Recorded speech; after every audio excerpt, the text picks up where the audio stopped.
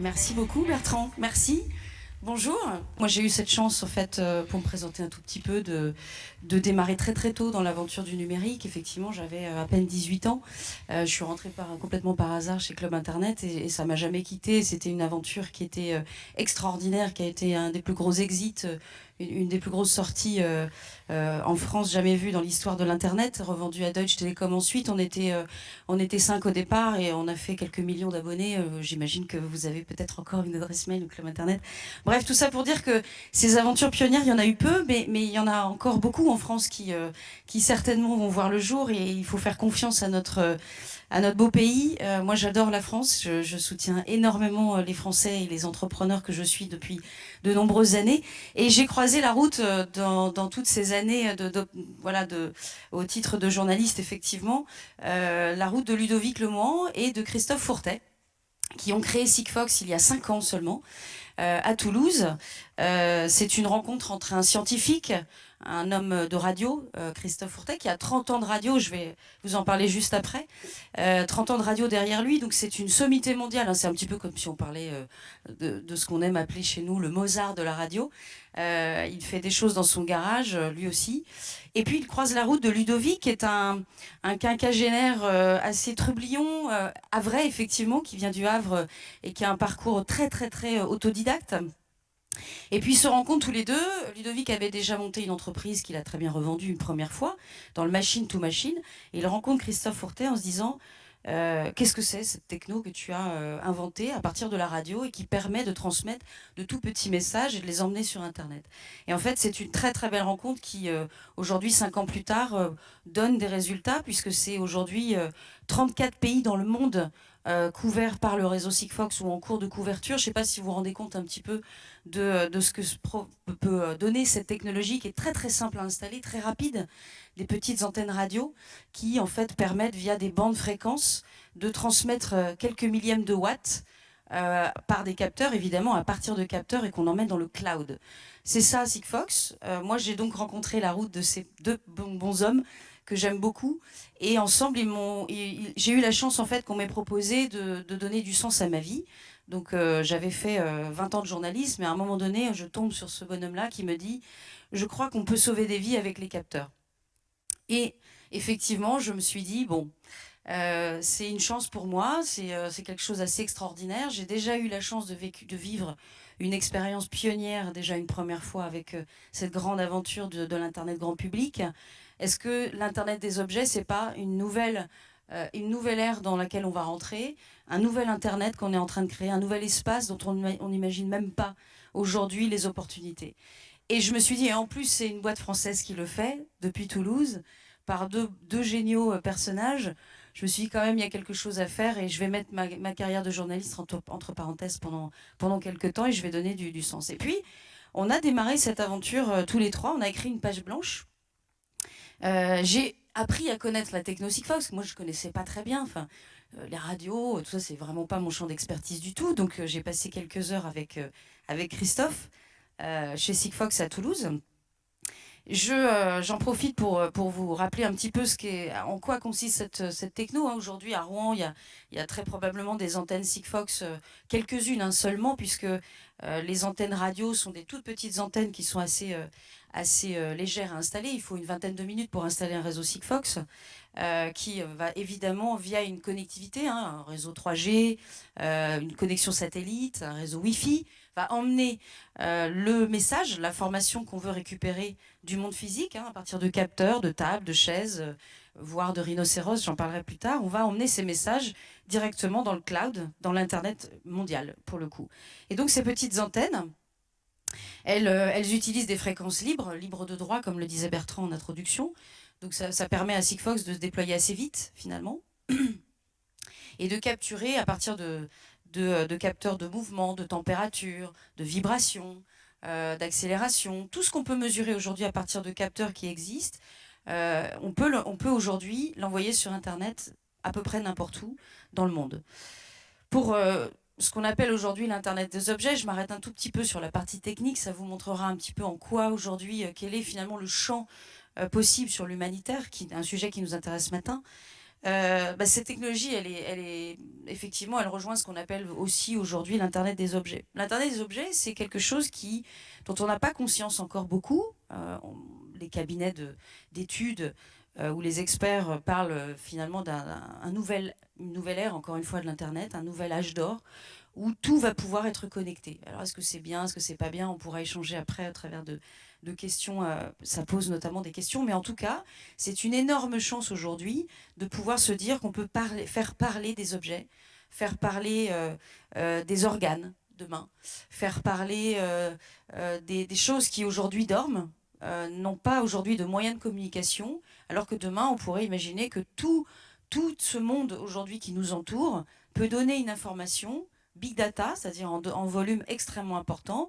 Et à partir de ça, pour ceux qui savent ce que c'est que le big data, on va pouvoir établir des prédictions sur des maladies, par exemple. Imaginez qu'on puisse se dire, demain, si on a une information à partir d'un capteur n'importe où dans le monde et X fois par jour, on peut faire comme ça, on peut prendre le pouls en fait de certaines épidémies assez simplement, à partir de bracelets, à partir de battements cardiaques. J'expliquerai un petit peu plus tard comment on peut récupérer ces informations et les interpréter. Et si on imagine ça à l'échelle mondiale, imaginez un petit peu la détection de tous ces symptômes qu'on peut récupérer. Je parle de maladies, ça peut être aussi évidemment sur des tsunamis, sur des tremblements de terre, des mouvements de la planète qui sont aujourd'hui difficilement observables parce qu'elles coûtent très très cher.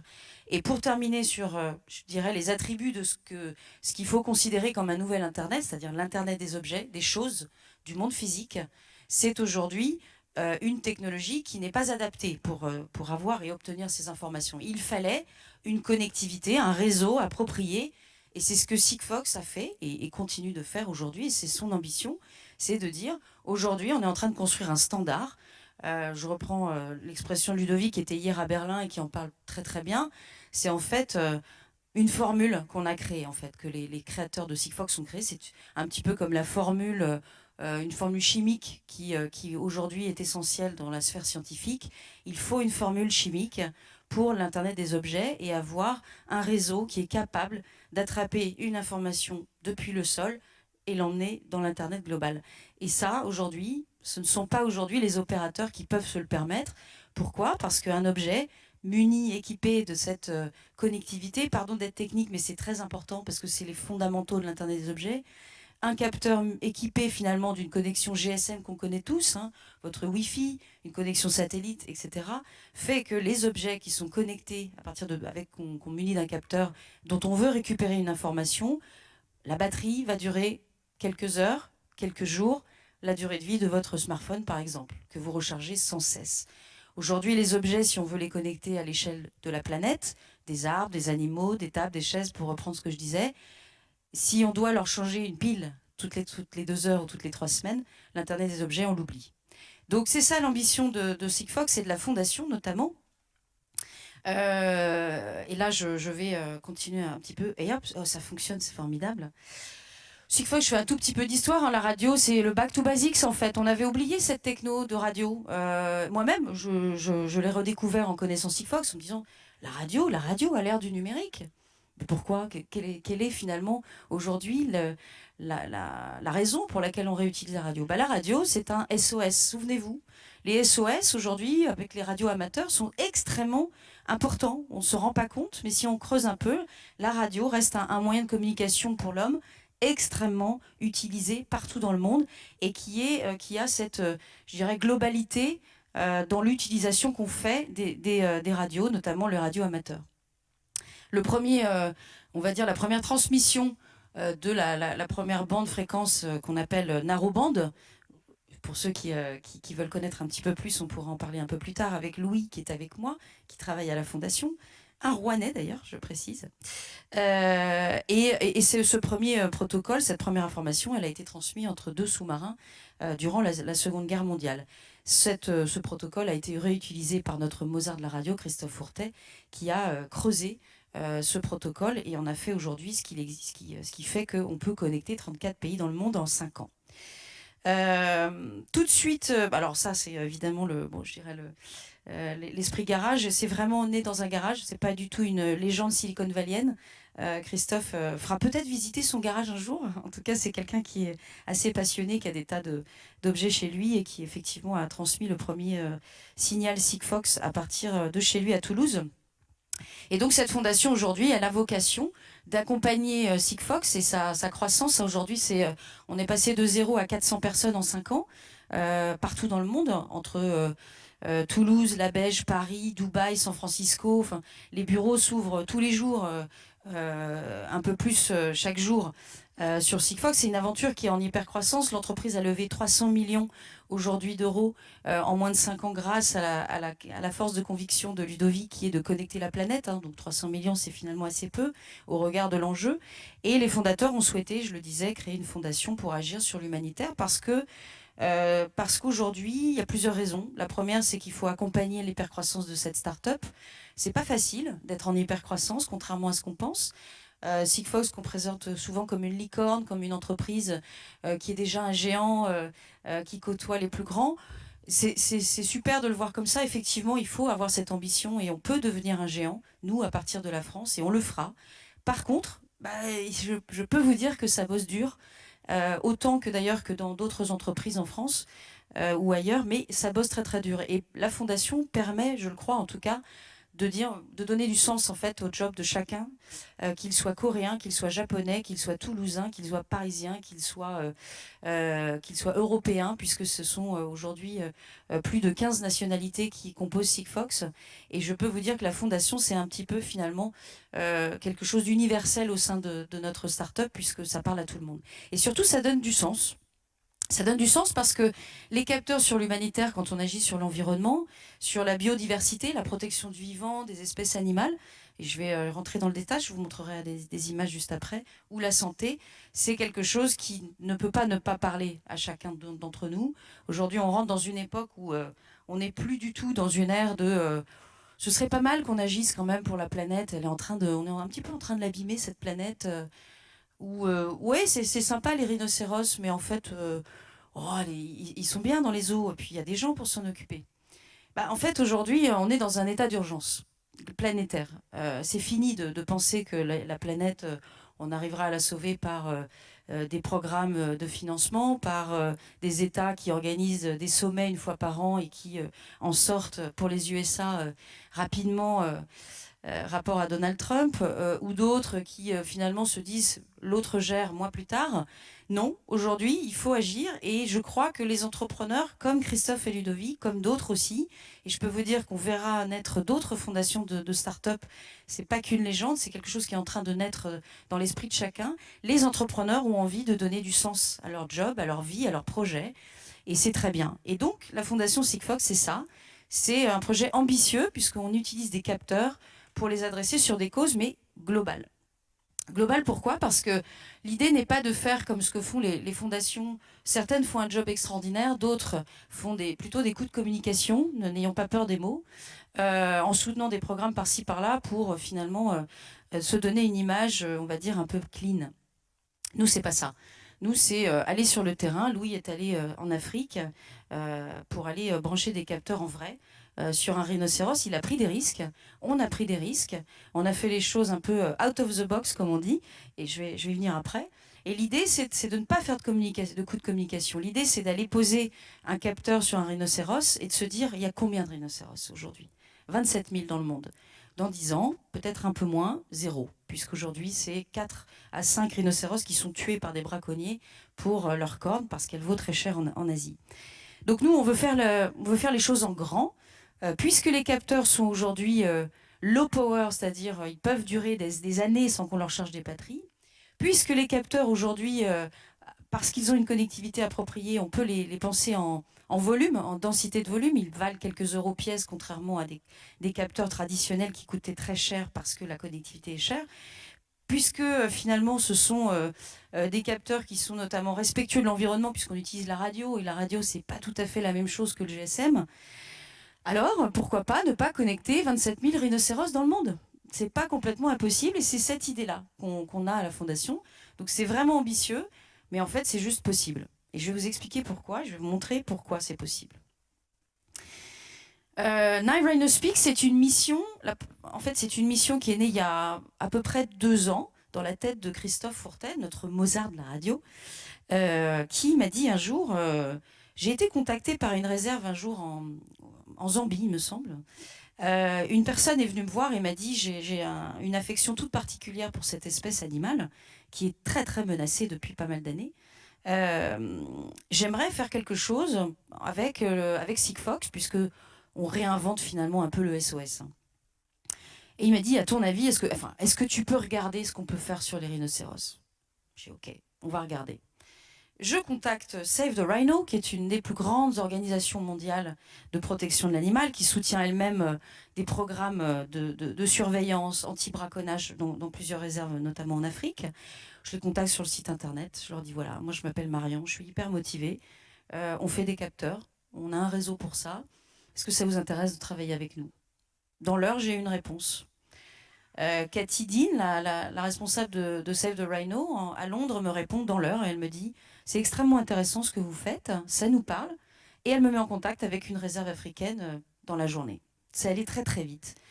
Et rapidement, je dis à toutes les équipes de Sigfox, qu'est-ce qu'on peut faire les gars? Vous êtes tous globalement, pour la grande majorité des ingénieurs, vous êtes des spécialistes de l'IoT, de l'Internet des objets, aidez-moi. Et en fait, en moins de 8 jours, on a fabriqué une quinzaine de capteurs, ce qui n'est pas le métier premier de Sigfox, mais comme il n'y en a pas sur le marché, il n'y en a pas sur étagère, on l'a fait nous-mêmes. Et ils ont bidouillé, en fait. Ils ont bidouillé des capteurs qui sont capables aujourd'hui de donner 3 signaux GPS par jour à partir d'une corne de l'animal. Alors, je vais arrêter de parler, puis je vais plutôt vous montrer des images, et puis un petit film qui a été tourné sur le terrain par les équipes de Sigfox. Hop. Normalement, ça devrait marcher. 5 rhinocéros par jour meurent aujourd'hui, rien qu'en Afrique du Sud. Je vous laisse regarder les images parce que parfois le no comment a du sens.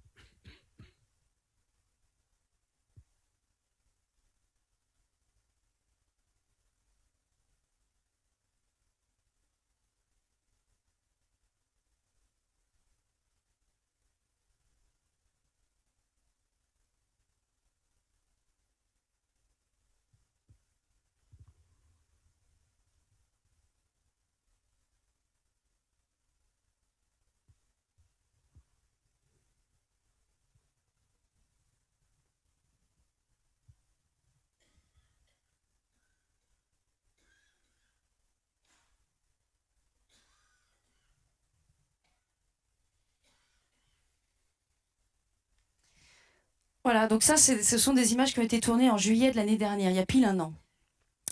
Comme vous avez pu le voir, c'est les organisations avec lesquelles on travaille aujourd'hui.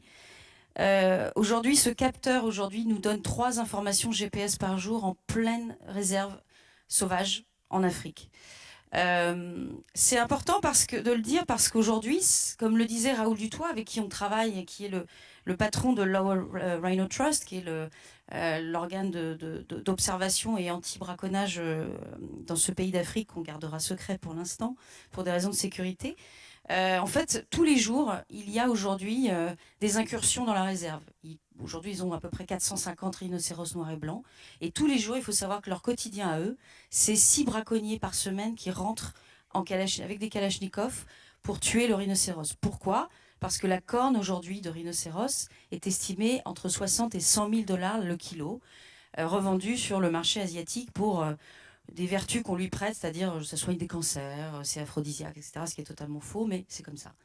Et donc, il y a une vraie guerre qui se joue en fait en Afrique, en Inde, en Asie, sur ce rhinocéros, cette espèce menacée. Et le fait même d'avoir juste sur une plateforme, sur un iPad, un ordinateur ou un smartphone, parce que ces gens-là travaillent avec ces outils-là numériques aujourd'hui, le fait même d'avoir des positions GPS à distance, c'est juste extraordinaire pour eux. Parce que ça leur permet d'éviter de se déplacer sur le terrain, de prendre une Jeep, de faire prendre des risques à une équipe de 6 rangers pour aller observer que tout, voilà, vérifier que tout se passe bien sur le terrain. Donc c'est déjà beaucoup.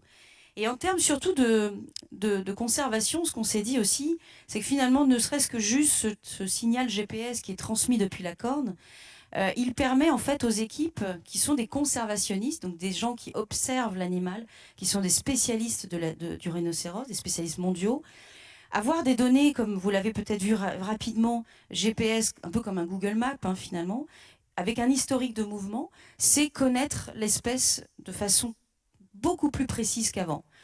Raoul et Natacha, avec qui on travaille de concert sur place, nous disent « Moi, je ne savais pas, j'apprends qu'un rhinocéros blanc allait plus du nord au sud que du sud au nord.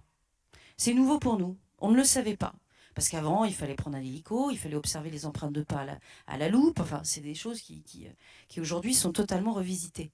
Et donc, avoir une information, ne serait-ce que par le mouvement de l'animal, c'est mieux connaître l'espèce.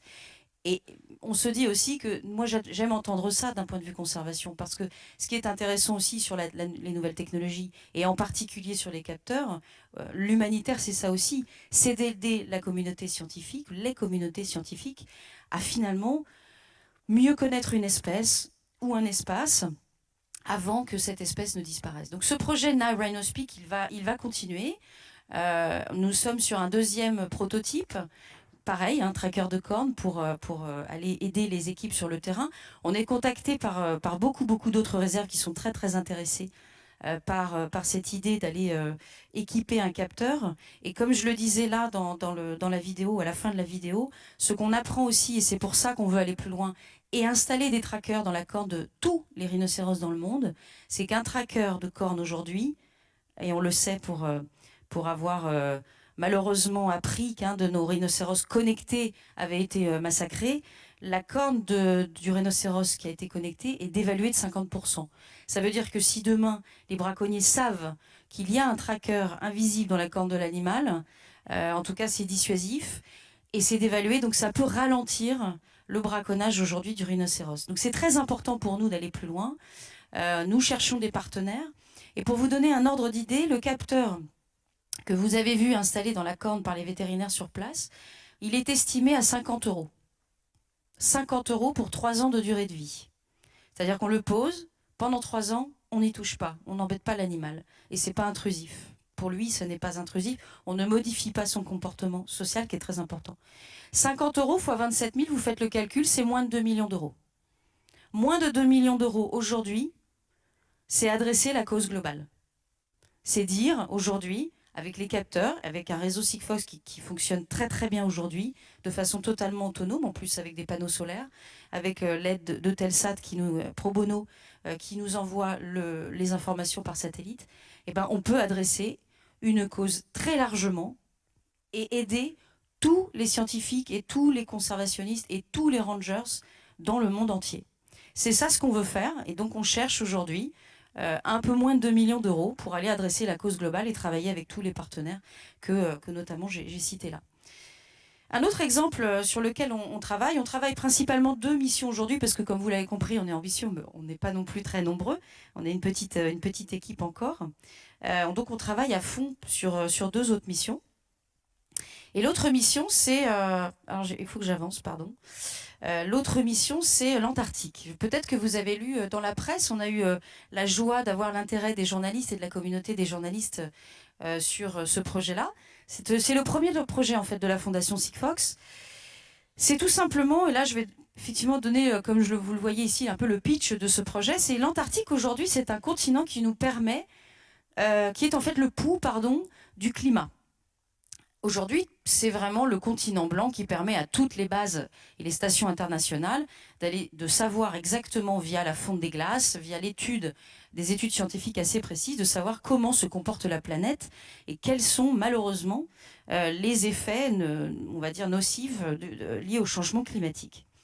Aujourd'hui, finalement, l'Antarctique est observée de façon assez lourde et compliquée. Et évidemment, il faut saluer le travail de tous les chercheurs là-bas parce que c'est des conditions qui sont extrêmes. Globalement, si on doit résumer, l'Antarctique est observé par le sol un petit peu, avec des opérations pas de creusage, enfin bref, j'ai perdu le terme, c'est le matin, c'est normal, des opérations de forage, dans la glace, et puis des observations satellitaires.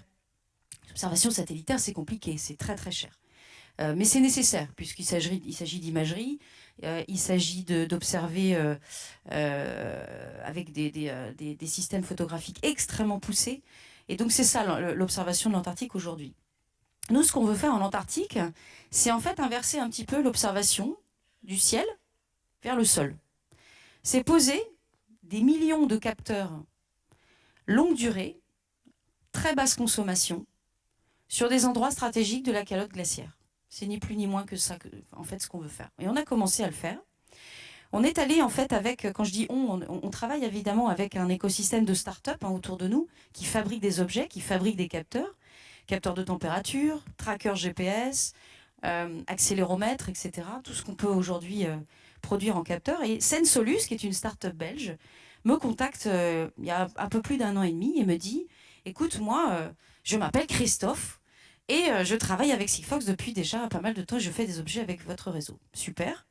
Et je suis aussi, il y a longtemps, j'ai aidé à construire la station Princesse Elisabeth en Antarctique avec les équipes du gouvernement et du secrétariat polaire. Est-ce que ça t'intéresse qu'on aille pitcher au secrétariat polaire belge, on aille pitcher Sigfox et la Fondation pour aider les expéditions sur place, parce qu'ils prennent des risques et on peut certainement les aider au moins à se sécuriser. Et donc, on a été pitché au secrétariat belge avec Christophe de Sensolus et on leur a dit, voilà, aujourd'hui, vous avez une équipe de 45 chercheurs qui travaillent à Princesse Elisabeth, l'une des stations les plus dangereuses, puisqu'ils sont situés sur vraiment l'extrémité nord de l'Antarctique et très très difficile à pratiquer en termes de recherche. Ces chercheurs-là, ils partent parfois pendant 4 jours, 5 jours, faire des opérations justement de recherche et scientifiques assez dangereuses. Et on n'a pas de leurs nouvelles, on ne sait pas en fait. Ils partent comme ça en motoneige, ils emmènent leur matériel. Ils ont un téléphone satellitaire, mais c'est quand même un peu trop tard quand ils l'activent. Il s'est déjà passé quelque chose. Et ce qu'on leur a dit, c'est en fait, on a des trackers aussi gros que ça, qui peuvent durer des années. Hein. Vous les emmenez avec vous en Antarctique, vous les mettez dans la poche, dans la veste des chercheurs, et vous allez voir, vous, à la station, où ils sont, où ils se déplacent, comment ils vont, est-ce qu'ils reviennent bien à la base. C'est exactement ce qu'on a fait. Je vais vous montrer quelques images de cette expédition.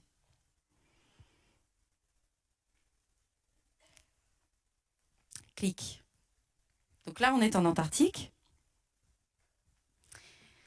Et les chercheurs que vous voyez, c'est les chercheurs de Princesse Elisabeth, qui est cette station entièrement fabriquée en matériaux recyclables. Des chercheurs qui travaillent évidemment sur des opérations de forage dans la glace pour aller observer un peu la mémoire de l'Antarctique et connaître un petit peu quelles sont les projections qu'on peut avoir en observant cette fameuse glace. On a installé une antenne en haut de ce mât, Sigfox, et on a connecté les trackers, les petits trackers, comme je le disais, dans la veste, dans les équipements, directement des chercheurs. Et voilà ce que ça donne en termes de plateforme à distance pour les équipes sur place qui peuvent du coup avoir exactement le tracé, le parcours de leurs équipes sans les perdre. C'est très important parce que l'Antarctique, c'est quand même quelque chose qui est légendaire. Hein, ça touche l'Antarctique, ça nous parle. C'est un continent qui est quand même assez mythique. Mais on parle quand même aussi d'un continent qui est extrêmement dangereux et qui est clé pour l'observation du climat, qui reste très très important. Et donc ce qu'on veut faire là, pareil, pour quelques millions d'euros, pardon de le dire, mais c'est quand même rien à l'échelle finalement des enjeux qu'on peut aller chercher ensemble en Antarctique, c'est imaginer ces millions de capteurs encore une fois.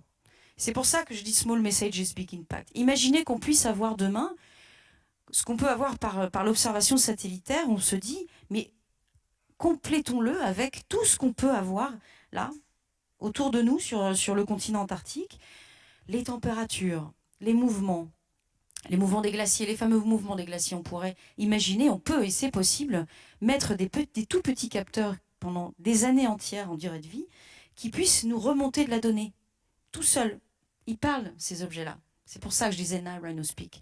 Faisons parler ce continent d'une façon différente et sur des années entières pour des coûts qui sont extrêmement faibles au regard de ce qu'on peut avoir et ce qu'on peut avoir notamment en termes de projection, de connaissances sur ce qu'est notre planète. C'est ça ce qu'on veut faire et on va évidemment continuer. On va pitcher en fait avec 2-3 startups qui fabriquent ces fameux capteurs de température, fonte de glace, mouvement. On va aller pitcher au prochain COMNAT à Prague, qui est un peu l'ONU de toutes les stations en Antarctique. Et on va essayer de les convaincre. J'aurais besoin de toutes les énergies pour leur dire faisons-le ce projet. Allons-y. Imaginez que demain, vos recherches scientifiques, on y mette finalement les capteurs longue durée, on mette ça au cœur de vos projets. Et c'est ce qu'on va essayer de faire avec eux à la fin du mois de juillet. Évidemment, on peut aller plus loin quand je dis qu'on peut imaginer aujourd'hui des remontées d'informations sur Internet, sur des millions de data, de données. Ça peut être très, très, très, très valorisant sur la science, sur la recherche, je l'ai dit, mais ça peut être aussi extrêmement intéressant en termes de détection de signaux faibles. C'était dans mon premier paragraphe. Finalement, Sigfox, ce que moi j'apprends, c'est ça. C'est aujourd'hui, c'est détecter des signaux faibles. Par exemple, sur des tsunamis. Aujourd'hui, en fait, un signal faible qui est observé par les populations locales, qui connaissent évidemment encore mieux que n'importe quel scientifique ces dangers, c'est les oiseaux. Par exemple, on sait aujourd'hui, sur l'événement qui a eu lieu évidemment catastrophique en Thaïlande, sur le dernier tsunami, que la mer qui se retire et les oiseaux qui s'enfuient et qui arrêtent finalement d'émettre un son, c'est un signal faible. Et en fait, la technologie Sigfox, elle est capable d'aller attraper un signal faible, d'aller attraper une information qui à un moment nous dit « il va se passer quelque chose ». Donc c'est intéressant d'imaginer que sur des détections par exemple de tsunami, on puisse imaginer à des endroits stratégiques sur certaines zones, Indonésie, Japon, j'y suis allée d'ailleurs pour évoquer ces sujets-là sur place, sur des petits objets, tout petits, c'est vraiment assez simple à déployer, on les laisse parler. On les laisse parler, ils nous disent seulement, ils se réveilleront seulement s'il se passe quelque chose. Et ça sur des années entières. Et pour des coûts très très faibles. Sur les détections de feux de forêt, bien sûr, les capteurs sont extrêmement intéressants. Il existe aujourd'hui des capteurs, il en existe beaucoup de différents types, sauf que ces capteurs, là encore, il y a en fait une contrainte, une barrière à l'entrée très forte sur l'autonomie de batterie, et ça c'est un vrai gros problème. Donc on pourrait, et Louis d'ailleurs, peut-être tout à l'heure après cette demi-journée pourra vous expliquer comment nous on teste aussi, on prototype des capteurs de feu. Louis est en train de tester un capteur qui permet d'aller détecter une flamme, une fumée, en tout cas quelque chose qui annonce un incendie. Donc une forêt, c'est très intéressant parce que là encore, on se dit, mais ouais, une forêt, c'est compliqué quand même à l'échelle d'une forêt de l'équiper de capteurs. Bah non, si le capteur il vaut 2 €, c'est pas compliqué, c'est possible. Je disais sur les maladies, la santé, bien sûr, je peux vous donner un exemple, par exemple sur l'épilepsie. On travaille aujourd'hui, alors pas de façon opérationnelle, mais on va aller vers ça évidemment. L'épilepsie, c'est une maladie qui est très très mal connue aujourd'hui par les médecins. C'est ce que j'ai découvert en écoutant quelques médecins, quelques malades aussi, notamment des enfants. C'est une épidémie, pas une épidémie, une maladie qui tue encore beaucoup, et on la connaît mal. Donc en fait, les médecins finalement attribuent des traitements thérapeutiques, notamment aux enfants. Les parents en parlent de napalm. On est en train de napalmer nos enfants parce qu'on a tellement peur des crises et des symptômes finalement qui nous disent peu de choses qu'on va leur bombarder, on les bombarde de traitements avec des médicaments très très lourds et les effets secondaires qui sont évidemment beaucoup plus lourds même que la maladie. Ce que nous là encore on peut faire avec les capteurs et les objets connectés, c'est détecter les symptômes d'une meilleure façon. On peut imaginer un bracelet qui va demain pouvoir dire au médecin à distance, à travers un battement cardiaque, à travers une information physiologique, que finalement, avec évidemment un algorithme derrière, tout ça c'est quand même du numérique et du code derrière, mais un algorithme qui sera pensé pour ça. Et ces symptômes-là, on va mieux les connaître, et on va les observer sur la durée. Et on va les observer plusieurs fois par jour, longtemps, et sur une grande population. C'est tout ça, en fait, qui est en train de changer aujourd'hui, grâce à ça. Et sur la santé, il y a un enjeu majeur. Sur donc mieux connaître la maladie, mieux connaître les traitements. J'ai discuté beaucoup avec des médecins qui m'ont dit « mais c'est formidable ce qu'on peut faire avec les capteurs longue durée aujourd'hui sur tout ce qu'on peut demander à un capteur physiologique. Parce que, en fait, moi, demain, j'ai très peu d'informations sur comment se comporte un patient quand je lui ai donné tel ou tel traitement. Je ne sais pas. Il est obligé de revenir dans mon cabinet pour me dire j'ai mal au ventre, j'ai mal à la tête. Ah oui, alors lui, il a mal à la tête. Et c'est marrant parce qu'en fait, ils sont 200 à avoir mal à la tête. Donc, il faut que j'améliore mon traitement. Mais si demain, il y a un objet qui permet de mieux connaître cette... zut, je crois que j'ai appuyé sur le mauvais bouton, la régie, je suis désolée. Si demain, on peut avoir des capteurs qui permettent de mieux connaître ces épidémies, ces maladies, bah, c'est juste une chance extraordinaire. Je vais revenir en arrière. Donc, je disais, les protections évidemment d'espèces en danger, c'est quelque chose qui, vous l'avez vu avec les rhinocéros, sont au cœur de notre action aujourd'hui. On peut aller sur d'autres espèces, hein, bien sûr. On est en train de travailler sur l'étude pour l'instant d'espèces comme les tortues aussi, qui sont une espèce très très menacée. Alors on est très très sollicité, je ne vous le cache pas. On ne peut pas répondre à tout aujourd'hui. On est beaucoup sollicité, notamment par WWF ou par des organisations internationales qui se disent bon ben, ce que vous faites avec les rhinocéros, évidemment, on imagine que vous pouvez le faire sur d'autres espèces, alors aidez-nous. Et on leur dit oui, mais on a besoin de soutien. On ne peut pas tout faire aujourd'hui avec nos petits bras, avec notre énergie. On peut faire beaucoup de choses, mais on a besoin de soutien. On a besoin d'être aidé. Ce sont des projets ambitieux. Tout est possible, mais on a besoin de soutien. Et donc, c'est aussi un peu mon message, pardon, ce matin, de vous dire, parlez-en autour de vous. Dites qu'on est en train de faire des choses qui sont utiles sur l'humanitaire, que les capteurs, c'est ça aussi, que l'innovation, que les algorithmes sont aujourd'hui une chance extraordinaire pour l'homme et pour ce qu'on est en train de vivre aujourd'hui. Et c'est formidable, je pense, de montrer notamment à nos enfants qu'on peut faire des choses sensées avec l'innovation. Voilà, donc let's make the world speak, faisons parler le monde. Si ce projet vous parle, d'ailleurs on va passer peut-être avec toi Bertrand à des interactions avec le public, c'est beaucoup plus sympathique de se parler. Moi j'ai assez parlé sans doute. En tout cas, rendez-vous sur le site internet de la Fondation, sigfoxfoundation.org. On est aussi sur les réseaux sociaux et je vous remercie infiniment de votre attention ce matin. Merci. Merci Marion. Merci Marion. Alors, tu as évoqué des opérations menées sur des terres très lointaines. Est-ce qu'on peut imaginer des opérations qui soient plus ancrées dans notre quotidien, par exemple pour rompre l'isolement de personnes qui soient malades ou non, prévenir les malaises, tu as évoqué l'épilepsie, là aussi il y a peut-être des choses à faire, ou pour des personnes qui ont des maladies qui leur font perdre leurs repères. Est-ce qu'il n'y a pas des choses à imaginer, ou est-ce que déjà tu travailles avec tes équipes à ce genre d'action ? Alors, évidemment que chez nous, il y a beaucoup de choses à faire, c'est sûr. C'est évidemment au cœur de nos priorités aussi. On n'a pas vocation à travailler qu'en Antarctique ou en Afrique. C'était important pour moi au début de montrer que quand on va très très loin, alors on peut agir très très facilement pour notre voisin, en fait.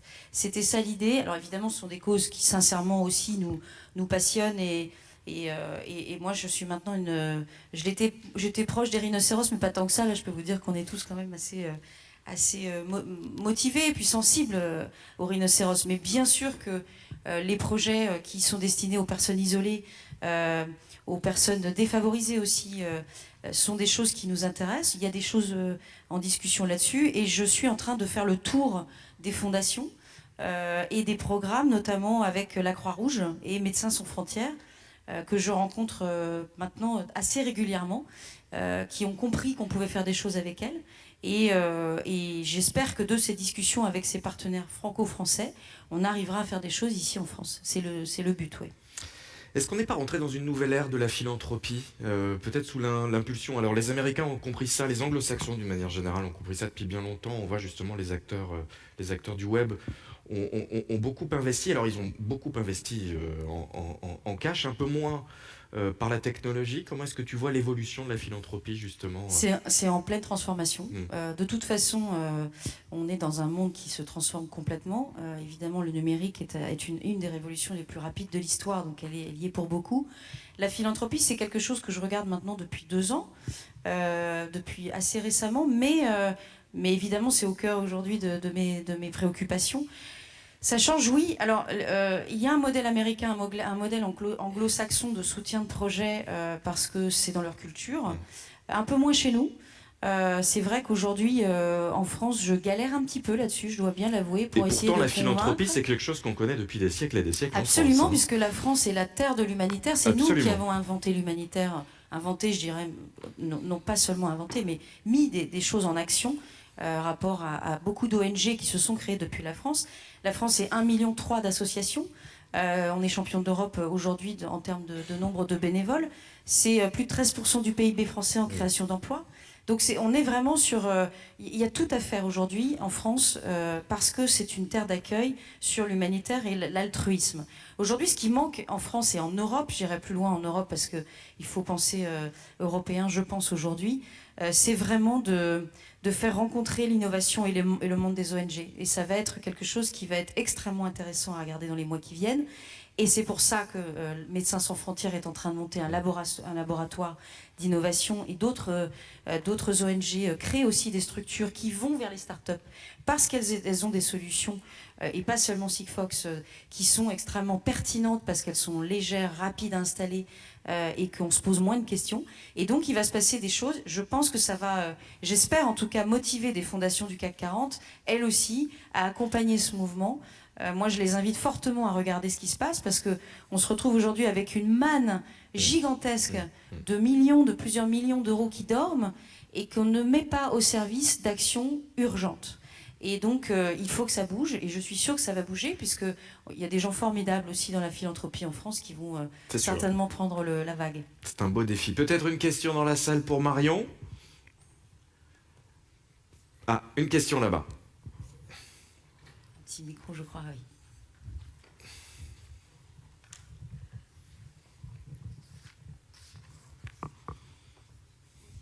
Oui, bonjour, Assia Milan, je fais partie d'une association qui œuvre pour l'amélioration des conditions de travail et je trouvais votre présentation assez intéressante. Est-ce que vous avez déjà imaginé une application de ce type de capteur pour un champ d'intervention sur les conditions de travail, c'est-à-dire pouvoir capter et faire analyser des données qui illustreraient l'environnement de travail de salariés pour mieux approcher et laisser avoir les conditions de travail. Bonjour, merci pour votre question. Les conditions de travail, c'est un sujet extrêmement important et merci de poser la question. Alors, la Fondation ne regarde pas ce sujet aujourd'hui parce qu'on a été obligé quand même de spécifier nos champs d'intervention. Parce que sinon, alors le jour où on aura des donateurs qui vont nous rejoindre en nombre, on en a quelques-uns déjà, mais on pourra peut-être avoir ce luxe, je dirais, d'aller élargir le champ. Et le travail est je dirais un enjeu majeur parce que c'est quand même nos vies qui sont impactées.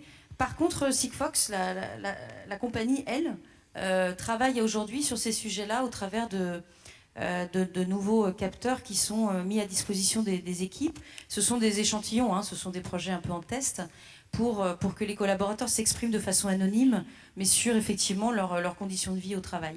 Donc c'est des choses qui sont déjà testées dans plusieurs grandes entreprises en France, ouais.